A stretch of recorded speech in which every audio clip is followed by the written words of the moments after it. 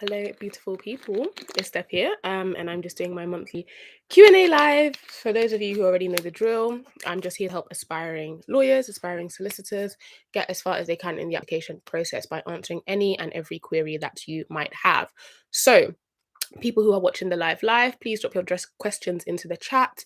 Whilst people are doing that, let me get started with some of the questions that were already submitted. So first question we've got is, hi Steph, in an application for a law firm, I was asked in a timed interview about a time where I demonstrated a specific skill or quality. So in my case was a time when I used my initiative, which had an impact on the outcome of the situation.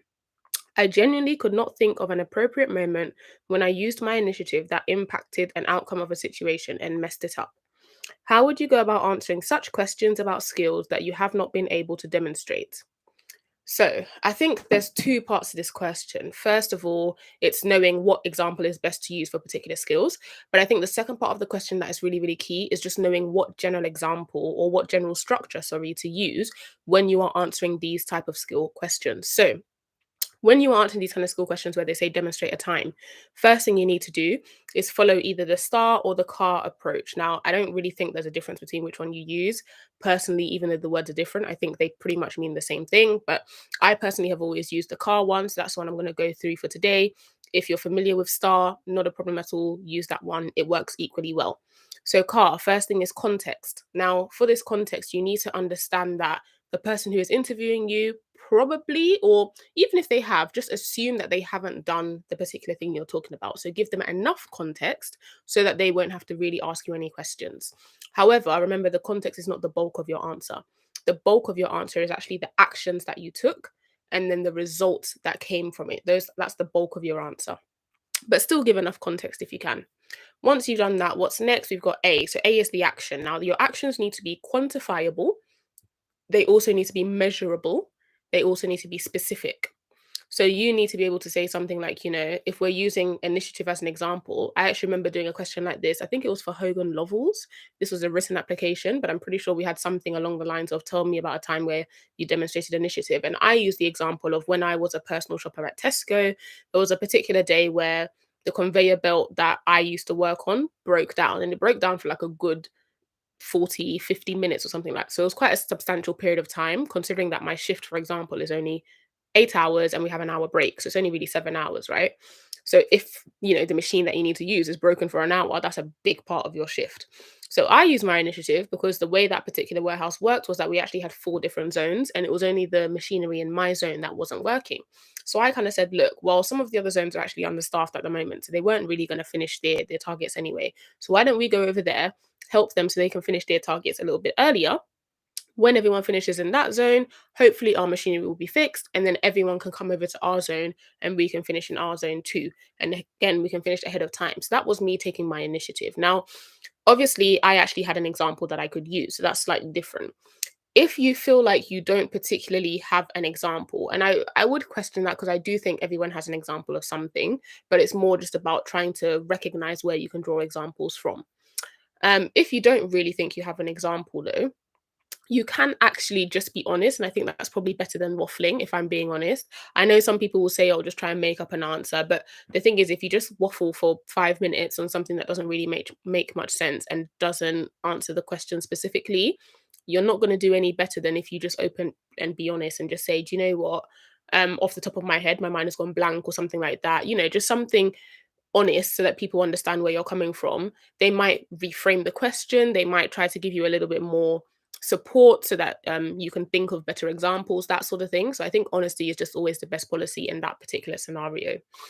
Final thing I want to do for this question is run through a couple of good examples that maybe you might want to think about if you are ever asked to show initiative. So it could be things like if you started a particular society, or even if it's not as official as a society, if you started some sort of thing. So let's say, for example, you and your friends all love to read the same type of books, and then you and your friends start to talk about those books every month. Kind of sounds like a book club to me. Do you get what I mean? Like it's that sort of little thing that shows initiative, for example. And then, of course, like I said, it could be as big as, let's say you're in university and you decide to go and start a university society. That is also another form of showing initiative. It could be similar to the example that I gave. So when I was working at Tesco and there was a problem and I used my initiative to work out how to fix it. So it could be something like that. It could even be something that you do in your personal life or in your home life. So let's say you're the eldest sibling, you've got two younger siblings who often fight over a particular thing and you use your initiative to solve it. It doesn't always have to be an example that is given in the kind of work context, especially depending on your age and how much experience you have.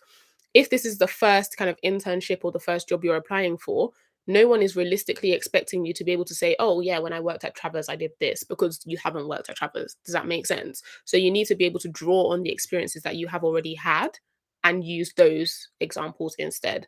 So hopefully that helps with that question. But really, really good question. So thank you for sending it in.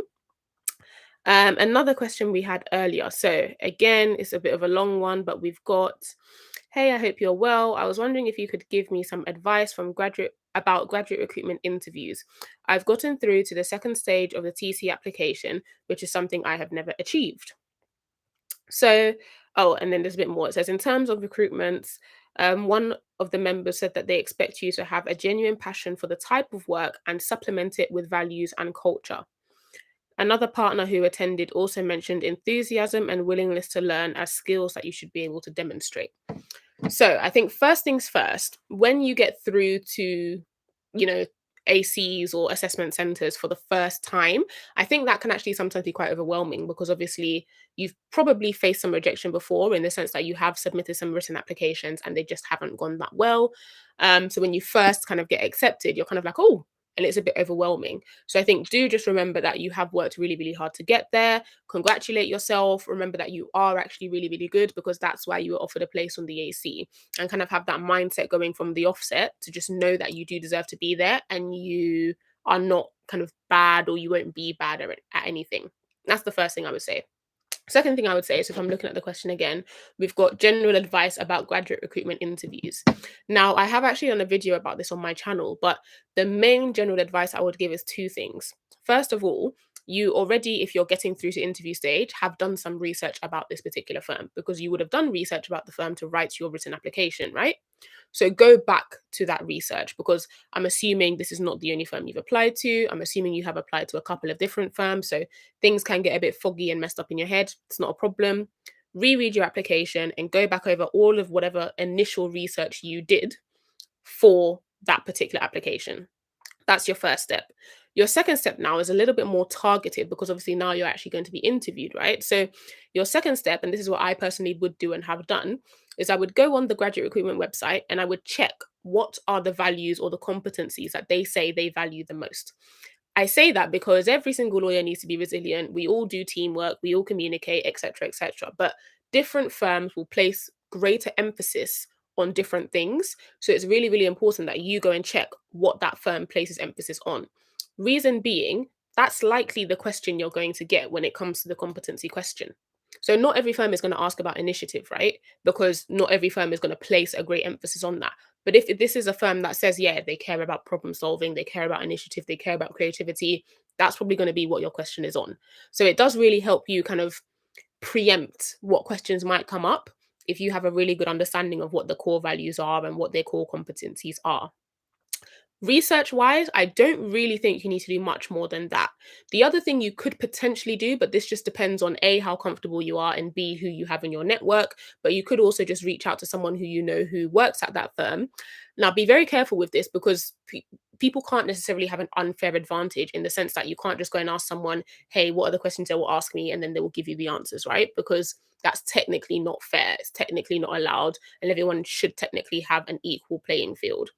What you can do, though, however, is you can just run some general questions by them. So you can say something like, I'm going to interview at the firm and I wanted to find out more about how you like it, or I wanted to find out from your perspective how you think the core values of XYZ are displayed on a day-to-day basis at the firm, that sort of thing. So you could go and just talk to them generally to get some tips and tricks, but just be careful to not make it seem like you're trying to get them to actually just do the interview for you, because that's not really what you want.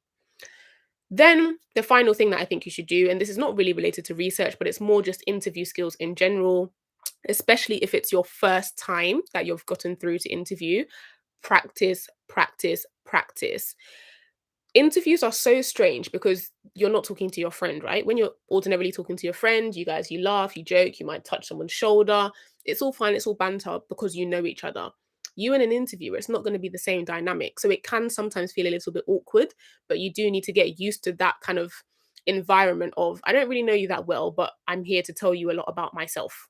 And even though that feels weird, I'm going to make it seem like it's as natural as possible. So just practice doing that, whether it be you talking to yourself in the mirror so that you can practice being concise with your answers, whether you've got a friend that you can practice doing interview questions with so that maybe they can give you some tips about, oh, yeah, you waffled a little bit here, or oh, yeah, what you said here didn't really make much sense. Maybe you should break that down a little bit more, things like that.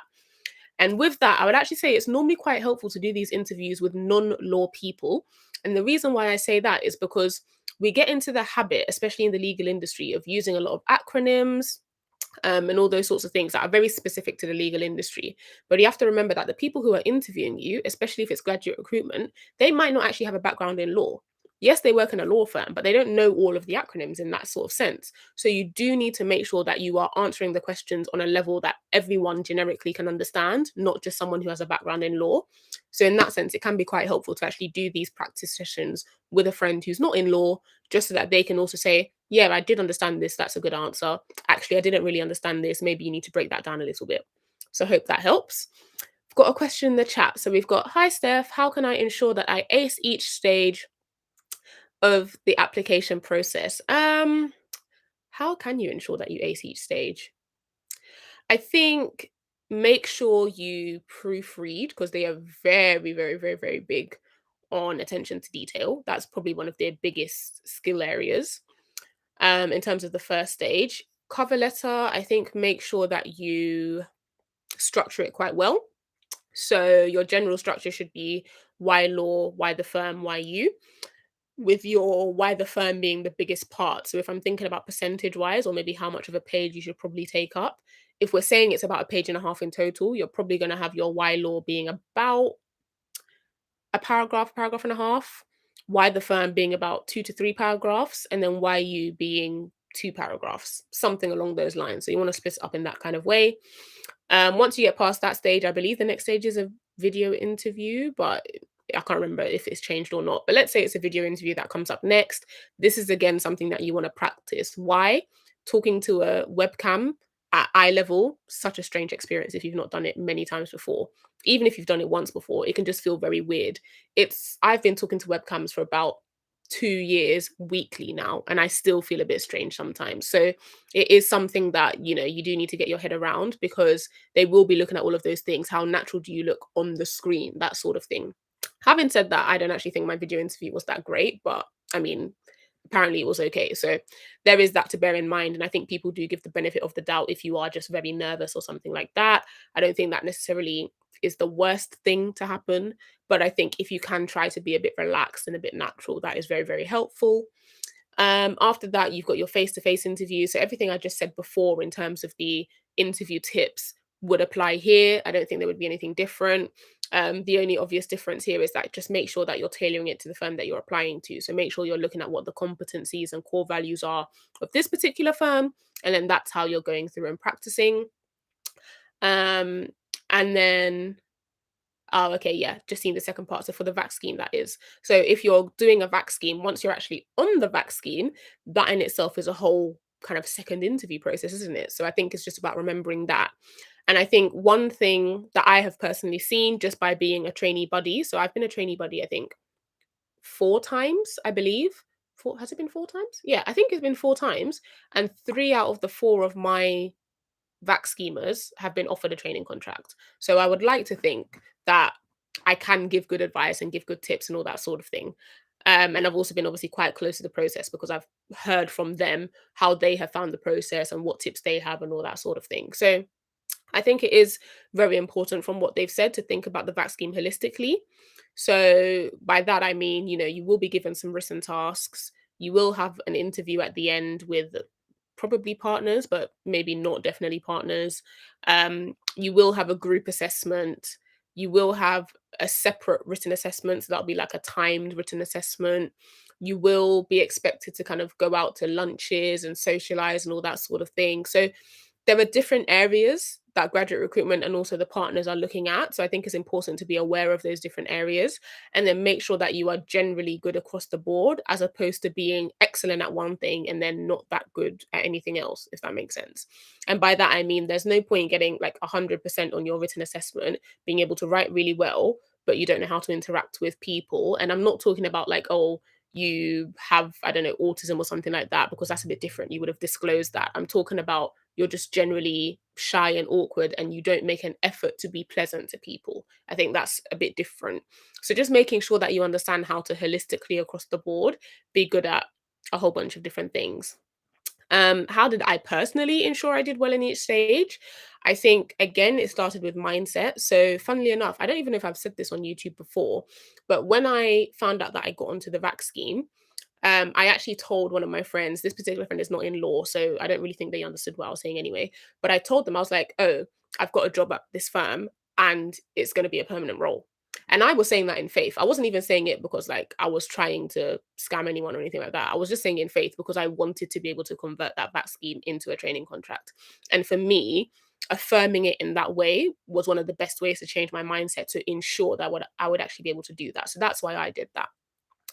Aside from that as well though, obviously I'm quite a personable person in a weird kind of way though. Like I'm not very extroverted, I'm not very outgoing. You probably will very rarely ever find me in the pub having a beer. But what you will find is that I can have little one-on-one conversations. I'm very happy to kind of get deep with people on a one-on-one level and have a little chat with you. So I'm quite personable in that sort of way. And then I'm just generally very like pleasant and polite, right? Like I'll ask you how you are, how your family is, and all that sort of thing. So people do tend to warm to that. People do tend to like that. So I think in terms of social stuff, I was always fine there, even though I didn't necessarily always go to the pub or I didn't always and stay late and all that sort of thing. Work wise, I'm quite quick with grasping bigger concepts. Not always that great with grasping the little details, which is not a good thing. Please do make sure that you pay attention to detail. But I am really good with bigger concepts. So I think generally from like the partners that I interacted with and other associates and stuff like that, they just got the impression that, you know, when I was given a task, I would be able to get on with it quite quickly because I was just quite quick at understanding things. So that I think was quite helpful as well. Obviously, my written assessments couldn't have been that bad because, you know, if they were, maybe I wouldn't have been here. So that must have been quite good as well. And with that, I would say your main thing is don't worry so much about getting all of the legal stuff right because no one expects you to have that level of experience. But do worry about making sure that your spelling is good, your punctuation is good, your grammar is good. You've thought about it in a logical manner and you've actually written concisely what you think the answer should be, that sort of thing, because that's more where if you get that wrong, they would penalize you because that's what they expect you to know. Whereas if you get the law wrong, yes, it's not necessarily the best thing, but they also don't expect you to know all of the law. So that's actually okay, if that makes sense.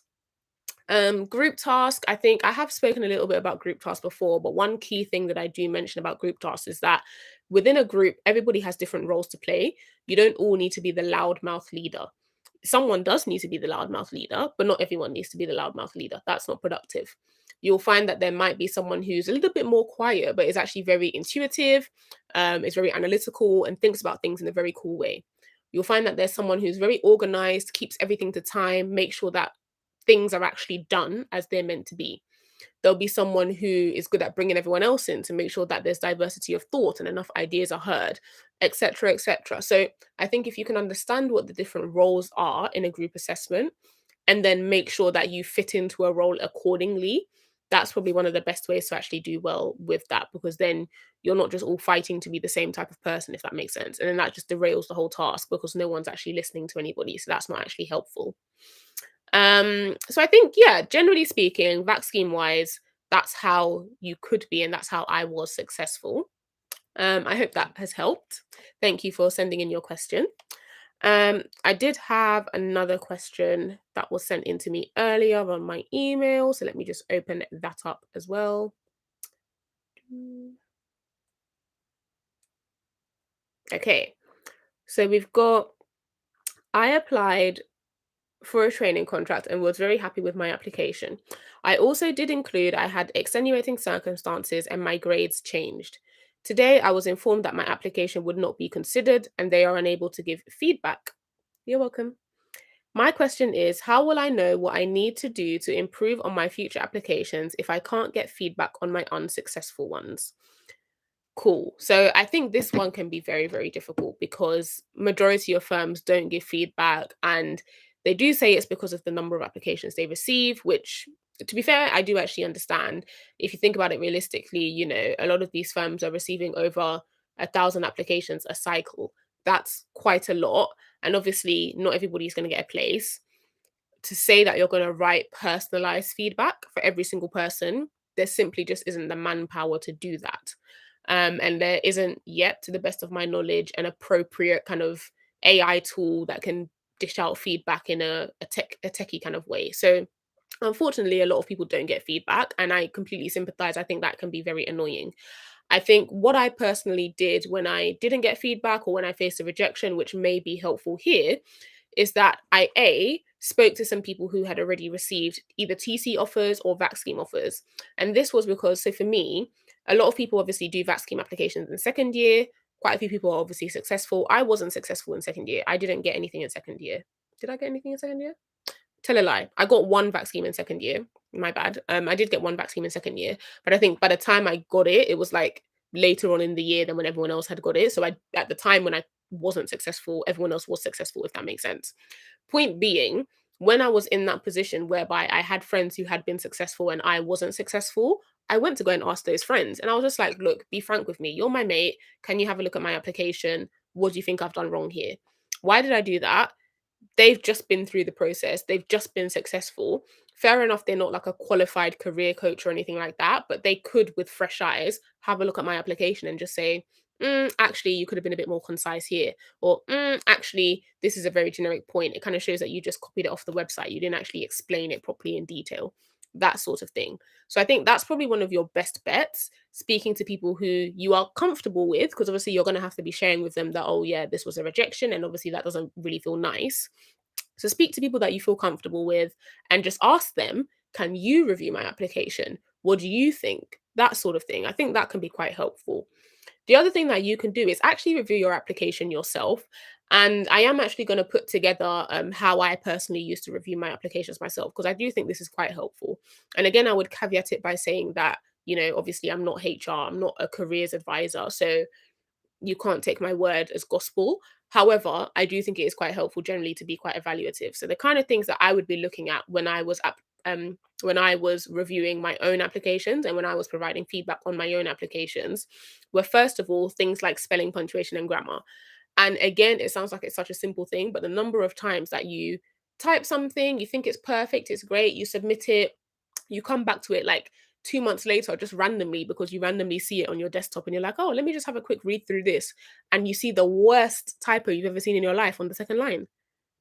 It's ridiculous. And GradRec saw that as soon as they opened it from you. So it's little things like that. So I would definitely go back and check your SPAC, your spelling, punctuation, and grammar. Aside from that, I would go back and I would have a list of what the firm's competencies are, or if it's a question, then I would underline what was the key competency or the key skill or the key word in the question. Same way that you would do an English essay, for example, at GCSE, right? I would go and underline the key word, and then I would use my marker and I would literally look at my application and be like, okay, does this actually evidence that skill? If it does, tick. If it doesn't, X. Because you do have to be that critical about yourself. The third thing I would do, and I did definitely do this, I actually remember doing a video on this about cover letters, but with cover letters in particular, every single line of that cover letter, from my name is Steph and I'm a second year LLB student, to thank you for taking the time to read this, needs to be relevant. And if that sentence is not relevant, get it out of your cover letter immediately. It doesn't need to be there, because why does anybody want to waste their time reading something that's not relevant? And that is, again, something that I think is quite difficult to shift out of, especially when you're writing applications, when you're in academia, when you're in university. Because obviously in uni, we write all these really long-winded essays where we're encouraged to annotate and analyze the quotes that somebody said, and we write with all these flowery theretos and henceforth and whatever.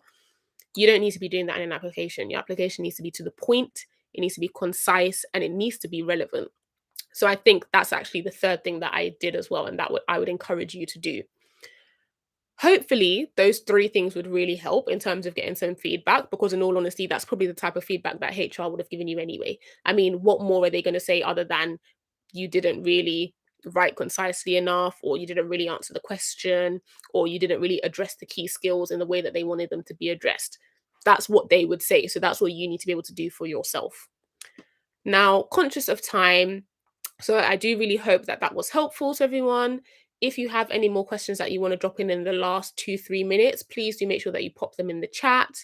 Otherwise, I will wrap this up and I will be back again in August. The date of the August one is honestly to be determined, because I'm going to be moving in August. So that is going to be very haywire for me. So we'll see how that goes. But I do hope that you found this helpful. And I hope that you enjoy the rest of your weekend. Bye.